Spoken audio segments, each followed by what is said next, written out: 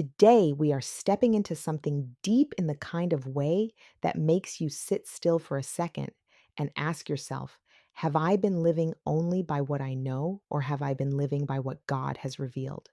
Because there is a difference. And that is why today we are talking about divine secrets, the secret things of God, the things that are not common, that are not picked up casually, the things that God only reveals to those who walk with Him. Some of y'all have been overthinking this.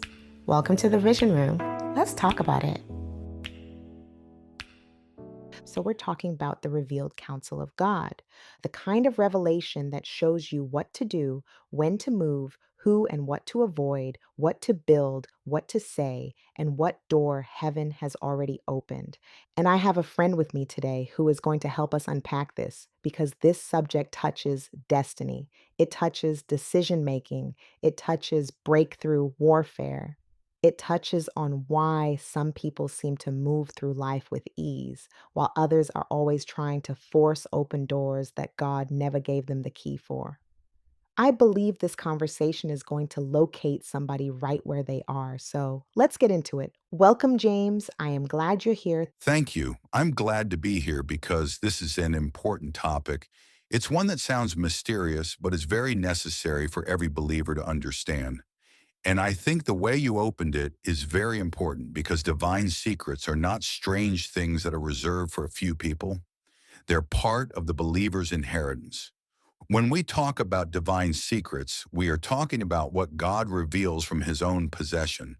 Deuteronomy 29:29 says, the secret things belong unto the Lord our God, but those things which are revealed belong unto us and to our children forever. Meaning, once God reveals something, it's no longer just hidden in God. It becomes something you can walk with. It becomes something you can build with.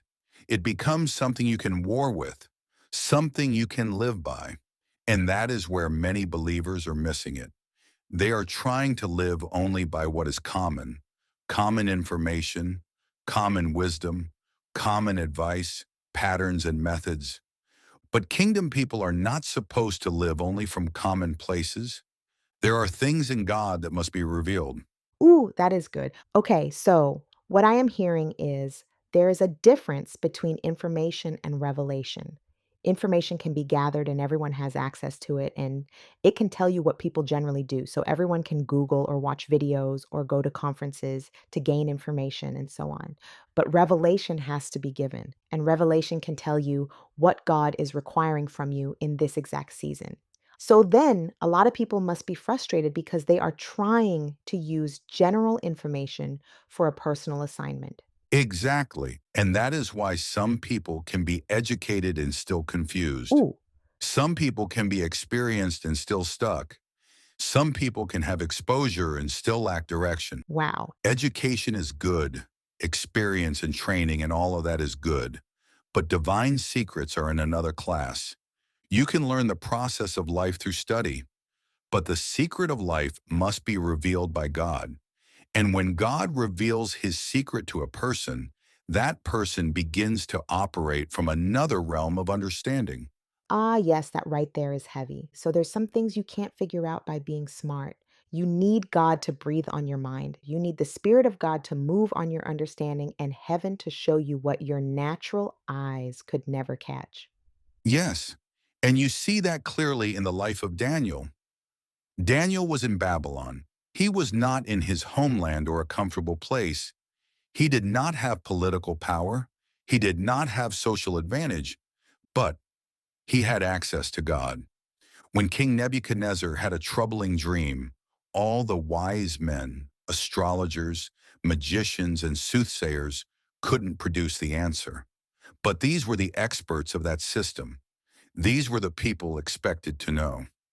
But Daniel said something powerful in Daniel 2:27 to 28. He said that the secret the king demanded could not be shown by the wise men, the astrologers, the magicians, or the soothsayers. Then he said, but there is a God in heaven that revealeth secrets. Daniel did not boast in his intelligence. He pointed to the source of all intelligence, our omniscient God. I hear you. So, as a child of God, Daniel had access to the God who reveals what men cannot uncover. He understood that he was not the fountain, he was the vessel. That is where mature people stay safe with revelation. They know God gave it, God opened it, God revealed it. They know God is the source. And because Daniel had access to the secret of God, he was able to stand before kings. That is what divine secrets do.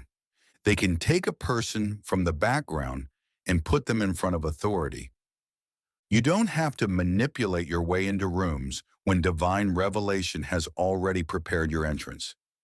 They can give you relevance in rooms where your resume alone doesn't qualify you. They can make you useful in a crisis. Daniel was not brought forward because he was loud. He was brought forward because he carried an answer. That is the line. He carried an answer. And I think that's where people need to shift their understanding of revelation. Revelation is not just for sounding deep on social media. Revelation should make you useful. It should make you discerning, make you accurate and steady. It should give you something that helps preserve what God has entrusted to you, right? Yes, divine secrets make a person accurate. Parables can leave people guessing, but when God reveals a secret, precision comes with it. When a person is operating by the Spirit of God, there is a kind of weight on what they carry. You may not be able to explain how they know, but you can tell they are not just speaking from opinion. And that is why the secret things of God are not accessed through intellectual pride. They are accessed through relationship. Now, let me ask you this then, because somebody may say, okay, I understand divine secrets are real. I see Daniel. I see God revealing mysteries. But how does this touch my everyday life? How does this apply to the person who is trying to make decisions, raise children, build something, come out of confusion, or understand why they keep circling the same mountain? It applies directly because struggle is often connected to not knowing what to do. There are spiritual battles, yes. There are attacks, yes. There are delays, yes. But sometimes the prolonged struggle is there because the person has not yet received the instruction. When divine secrets are revealed, unnecessary struggle begins to break. A person can be crying, frustrated, frowning, angry, and weary because they simply do not know what to do next. But when God gives the secret, the whole situation can change because light came. That is so real because sometimes the heaviest place to be is not the problem itself. It is being inside the problem without counsel. But when God gives you instruction, you stop moving like somebody who is guessing and you start moving like somebody who has heard from God. Exactly. That's why men and women who carry the secrets of God often move differently. They often move with unusual ease. They move with a calm spirit. It does not mean they never face resistance. They just face resistance knowing what to do. Joseph faced resistance. Daniel faced resistance. Job faced affliction. Paul faced persecution. But divine secrets gave them all access to something that was deeper than their circumstances. Okay, let's look at Joseph, for example. Joseph was in prison. He had no platform, no title, no influence in Egypt. But when Pharaoh had a dream, Joseph had access to the interpretation because the Spirit of God was with him. Genesis 41 shows us that Pharaoh recognized the Spirit of God upon Joseph. The breath of God came upon Joseph, and divine secrets were revealed. And after Joseph interpreted the dream and gave wisdom concerning what Egypt should do, Pharaoh lifted him. Pharaoh said in Genesis 41:40-41, "Thou shalt be over my house, and according unto thy word shall all my people be ruled. Only in the throne will I be greater than thou." And Pharaoh said unto Joseph, "See, I have set thee over all the land of Egypt." So divine secrets created a throne for a prisoner. Whoa, that one will preach all by itself. Divine secrets created a throne for a prisoner. Joseph did more than just interpret a dream. Right. God did not just show Joseph what was coming. He gave him wisdom for what to do with what was coming. Joseph carried the solution to a national crisis. That is what revelation does.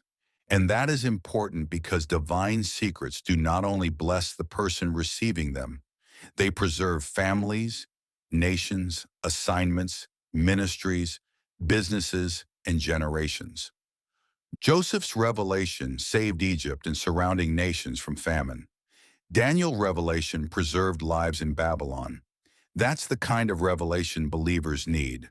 Not just something is happening, but this is what God is showing, and this is how we respond. Divine secrets do not only expose problems, they also reveal solutions. Okay, we have divine strategy. Yes, and Job also gives us another angle. Job was called the greatest of all the men of the East. In Job 29, he speaks about the days when the secret of God was upon his tabernacle. That means Job's greatness was not just natural. There was a secret dimension with God. He had counsel. He had access. He had a relationship with God that affected how he lived, how he led, and how he carried himself. So greatness in the kingdom is not just charisma. It's not just talent. It's not just being visible. There are people who are visible but empty. My God. There are people who are gifted but unstable. There are people who are busy but not instructed. Kingdom greatness is rooted in what God has revealed and what a person obeys. And this is why the believer must keep seeking God for his secrets, not in a desperate and anxious way, but with hunger. There must be a holy pursuit. You cannot be casual with God and expect depth with God. Ooh, People want depth with a casual schedule. They want divine secrets with a distracted heart. ooh, yes. They want God to reveal mysteries, but they barely make room for his voice. And I am not saying that to condemn anybody. I am saying this because we have to be honest. A distracted life produces a dull spirit. If everything else gets your attention first, your spirit eventually starts living off crumbs. Hmm. That gives language to something people feel but don't always understand. Some people don't just have success, they have a secret. They know something by the Spirit. They move by something heaven showed them. And I believe this is where we have to stop reducing Christianity to Sunday attendance and motivational quotes. Scripture shows us that walking with God gives access to mysteries. And this isn't just an Old Testament reality. Paul spoke about mysteries too, didn't he? The New Testament speaks about mysteries. This ain't spiritual exaggeration. So this is biblical. Yes, Paul the Apostle was a great intellectual, but his greatness in the kingdom was not only because of education. In Ephesians 3, Paul talks about the mystery made known to him by revelation. Peter also recognized the wisdom given to Paul and said that some of Paul's writings were hard to understand. So even Peter saw that Paul carried a depth of revelation. In the New Testament, divine secrets are often called mysteries, and the mysteries of God are not accessed by pride, they are accessed by relationship. Relationship. Okay, this is getting good, but we're going to pause there for today. For today. Because if divine secrets are accessed through relationship, then the real question becomes what kind of relationship gives a person access to the secrets of God? So we talked about Daniel, we talked about Joseph and Job and Paul. And what they all show us is this. Some people don't just move with success. They move with secrets. They know something by the Spirit. They are carrying something heaven showed them. So in part 2, we are going to talk about how a believer actually accesses the secrets of God, because the secret things belong to the Lord, and what he reveals can change your life, your household, and your bloodline. This has been The Vision Room, with real talk and kingdom perspective. We appreciate you taking the time to listen today. I hope this message stayed with you longer than just this moment. If this spoke to you, stay connected. There's more coming, and we're building something deeper here. We'll be bringing in conversations, new perspectives, and voices that add to what's already been started.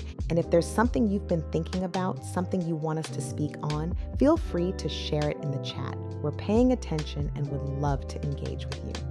Until next time, we'll see you in the Vision Room for another kingdom perspective.